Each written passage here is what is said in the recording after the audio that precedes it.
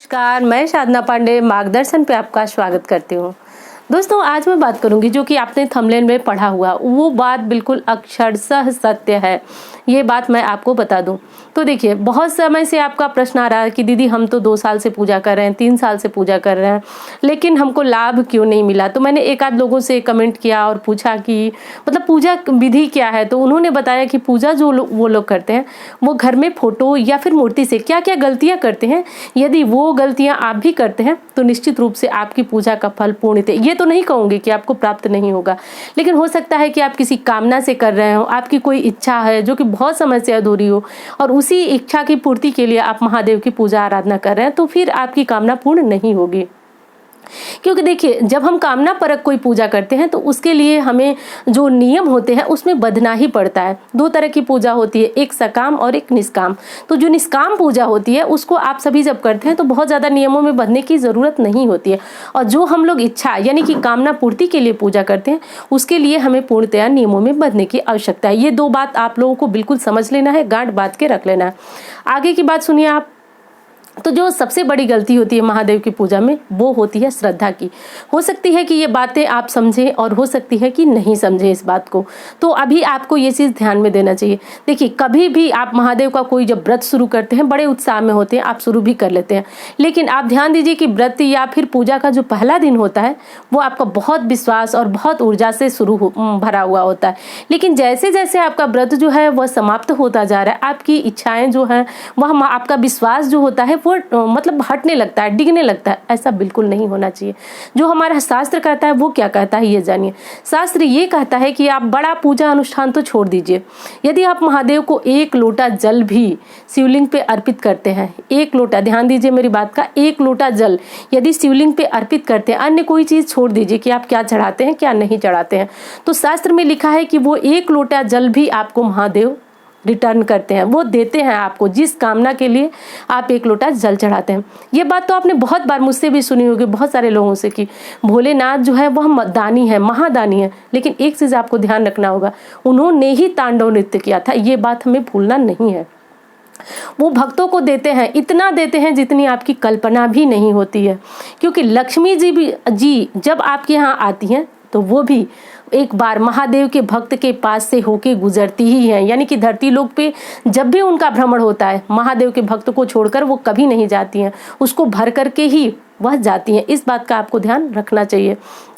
दूसरी चीज मैं बता दूं कि श्रद्धा भक्ति, जो मैंने कहा कि आप जो व्रत शुरू करते हैं वो आप बड़े उत्साह से करते हैं, इस बात पे आप थोड़ा गौर कीजिएगा। मैं सबके लिए ये बात बिल्कुल नहीं कर रही हूँ, और ना ही मैं बहुत बड़ी शिव भक्त हूँ जो मैं ऐसा कुछ दावा कर रही हूँ। ये आपके ही प्रश्न को पढ़ी हूँ और मुझे तभी जाकर के महसूस हो कि लोग 11-16 सोमवार का व्रत रखते हैं और 20 में ही वो प्रश्न करने लगते हैं कि दीदी मुझे तो लग रहा है मेरी कामना पूर्ण। आप कैसे सोच सकते हैं कि आपकी कामना पूर्ण है? आप व्रत का उद्यापन कीजिए। मेरा मानना है, मेरा जानना है कि महादेव जो है वह आपका व्रत कभी भी ऐसा नहीं छोड़ेंगे कि आपका व्रत अधूरा होगा, आपकी कामना अधूरी होगी। लेकिन एक चीज का आपको ध्यान रखना होगा कि आप जो भी पूजा पाठ कर रहे हैं उसमें आप निराश बिल्कुल ना हो। दूसरी चीज की, जो हम दूसरों के बुराई के लिए यानी कि किसी का बुरा करने के लिए पूजा अनुष्ठान करते हैं, ये चीजें भी हमें नहीं करनी चाहिए। अब तीसरी चीज मैं बता दूं कि देखिए, शिवलिंग पे बहुत सारी चीजों से अभिषेक करने का वर्णन शास्त्र में मिलता है, और एक वर्णन जो कि मैंने भी आपको एक वीडियो में बताया है कि सरसों के तेल से अभिषेक होता है शत्रु की सुरक्षा के लिए। तो एक चीज ये भी प्रश्न आया था, तो ये बताना मेरे लिए बहुत जरूरी है आपको। तो ये जो सरसों के तेल से अभिषेक होता है, वो अभिषेक जो है आपको बहुत विशेष परिस्थितियों में करना चाहिए। ये चीज आपको ध्यान देना ही चाहिए, क्योंकि जब कोई ऐसी स्थिति आ जाए जब हमारी जान के ऊपर बन जाए, तभी आप सरसों का तेल शिवलिंग पे चढ़ाएं, अन्यथा किसी ज्योतिषी या इधर उधर किसी के कहने पे आप ये उपाय न करें। जब कोई ऐसा शत्रु आ जाए जिससे कि आपको लग रहा है कि या तो आप उसकी जान ले लेंगे या फिर वो आपकी जान लेगा, इस स्थिति में ही आप सरसों का तेल शिवलिंग पे स्पर्श कराएं। तो एक तो मैंने बताया आपको कि आपके अंदर श्रद्धा की कमी हो जाती है, क्योंकि महादेव जब तांडव करता है और भोले दानी भी है, उनके दो स्वरूप है, इसका ध्यान देना हमें चाहिए। तो वो आपकी परीक्षा लिए बिना कुछ भी नहीं आपको देते हैं, इस बात का ध्यान रखिए। परीक्षा में वो आपसे और क्या लेंगे, बस वो आपका विश्वास जानना चाहते हैं कि आप जिस विश्वास से आई हैं तो आए हैं, तो कितना विश्वास है आपका महादेव के प्रति। तो उस विश्वास को आपको डिगाना नहीं है, बिल्कुल अडिग करके महादेव की शरण में पड़े रहना है। बस कहिए आप कि हम आपकी शरण में हैं, वो निश्चित उठाएंगे, मेरा 100% ये दावा है। अब बताने जा रही हूं मैं आपको कि और क्या करना। मैंने आपके प्रश्नों को लिख करके रखा है, 1 मिनट।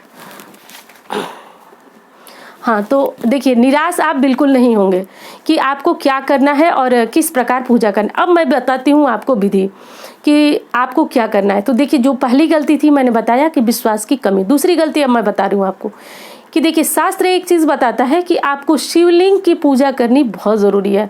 प्राय आपने लिखा होगा और आप कमेंट के नीचे पढ़िए लोग क्या लिखे हैं, आपको भी जानना बहुत जरूरी है। लोग लिखे हैं कि वो 2 साल 3 साल से फोटो की पूजा करते हैं। बहुत अच्छी बात है, घर में फोटो की पूजा कीजिए, अच्छी बात है। लेकिन जो शास्त्र विशेष पूजा का नियम, यानी कि शिवलिंग, शिव जी को प्रसन्न करना है, तो आपको शिवलिंग या तो घर में रखना चाहिए या फिर मंदिर में जाके अभिषेक करना चाहिए।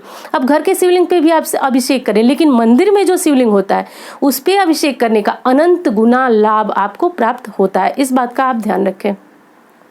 मैं मानती हूँ कि हम महिलाओं को बहुत सारी जिम्मेदारियां, बहुत सारे कार्य होते हैं जिसकी वजह से वो प्रतिदिन शिवलिंग नहीं जा सकती, कोई समस्या नहीं।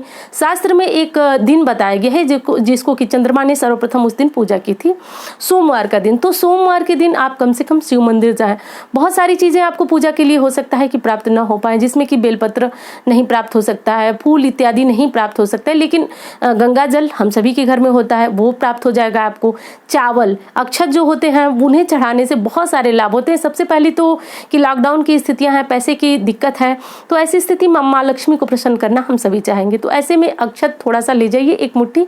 ध्यान रखिए टूटे हुए चावल ना हो। आप पूजा से पहले उन चावलों को बीन करके साफ कर लें और एक कागज में या डिब्बे में कहीं भी रख लें और जाकर के शिवलिंग पे चढ़ाएं। महादेव से प्रार्थना करें कि हे महादेव, मेरे पास जो परेशानी है वो दूर करें, लक्ष्मी की कृपा बरसाएं, जो भी समस्या है वो कर लें। तो यानी ये तो आप समझ गए कि अनंत गुना लाभ की प्राप्ति होती है शिवलिंग पे जब आप पूजा करते हैं। तो दूसरी चीज मैं बता रही हूँ आपको, तीसरी चीज मैं जो आपको बता रही हूँ वो भी आपको ध्यान देने योग्य है। तीसरी चीज मैं ये बता रही हूँ कि जब आप मंदिर में पूजा कर लें, तो बहुत सारे लोगों को मैंने देखा, मैंने आज सुबह ही एक लोगों को देखा कि वो आई शिवलिंग पे पूजा की और नंदी जी वहीं दरवाजे के बाहर होते हैं, उनकी पूजा उन्होंने नहीं की। एक चीज तो आप बिल्कुल समझ लीजिए कि शास्त्र कहता है शिव पूजा के बाद यदि आपने नंदी पूजा नहीं की, आपकी पूजा अधूरी है। आप सभी जानते हैं कि शिव जी की सवारी नंदी है, तो उनकी पूजा करने के बाद फूल बेलपत्र इत्यादि चढ़ाने के बाद आप सारी पूजा विधि नहीं, लेकिन 1 लोटा जल नंदी जी को चढ़ाइए और नंदी जी को जल चढ़ाने के बाद जो फूल बेलपत्र में से कुछ भी आपने रखा हुआ है वो चढ़ा दीजिए, कुछ भोग लगा दीजिए, उनसे भी प्रार्थना कीजिए। क्योंकि शिव पुराण में ऐसा कहा गया है कि जब महादेव की सभा लगती है तो नंदी जो है वो सबसे आगे होते हैं। वो महादेव को बताते हैं कि महादेव एक बार उस भक्त के बारे में भी विचार करें। तो आप चाहते हैं कि आपकी कामना पूर्ण हो तो आप नंदी की पूजा भी अवश्य करें। मंदिर जरूर जाएं, एक मोटे शब्दों में बता रही हूँ मैं आपको, जब भी आपको समय मिले मंदिर जरूर जाएं। लॉकडाउन है, आपके यहाँ हो सकता है मंदिर खुला ना हो, तो परिस्थितियां देख लें, लेकिन मैं ये बात आपके लिए नहीं कह रही हूँ, हमेशा के लिए कह रही हूँ।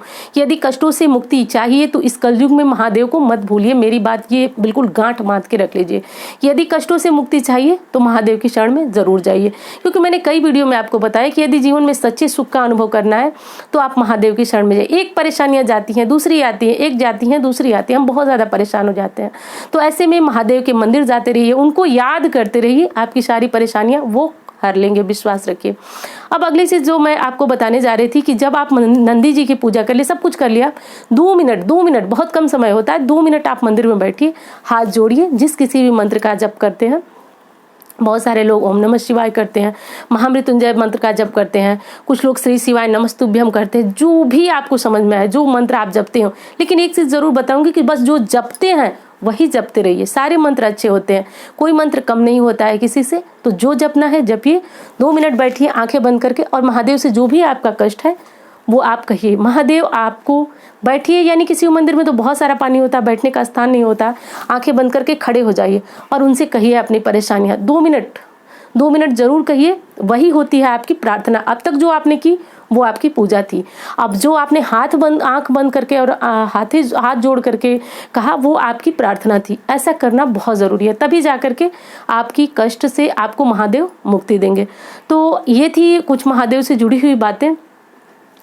तो दोस्तों, मेरा विश्वास तो बिल्कुल ऐसा है जो आपने थंबनेल में लिखा कि महादेव हर किसी के जो भी कष्ट होते हैं वो दूर करते हैं। और रही बात बड़े अनुष्ठान की, तो वो उसको तो छोड़ दीजिए। छोटे से छोटे आपके किए गए पूजा पाठ, शुभ कर्मों का फल वो अवश्य देते हैं। उम्मीद करती हूँ जानकारी आपको बहुत पसंद आएगी। मिलती हूँ इसी तरह की वीडियो के साथ। धन्यवाद।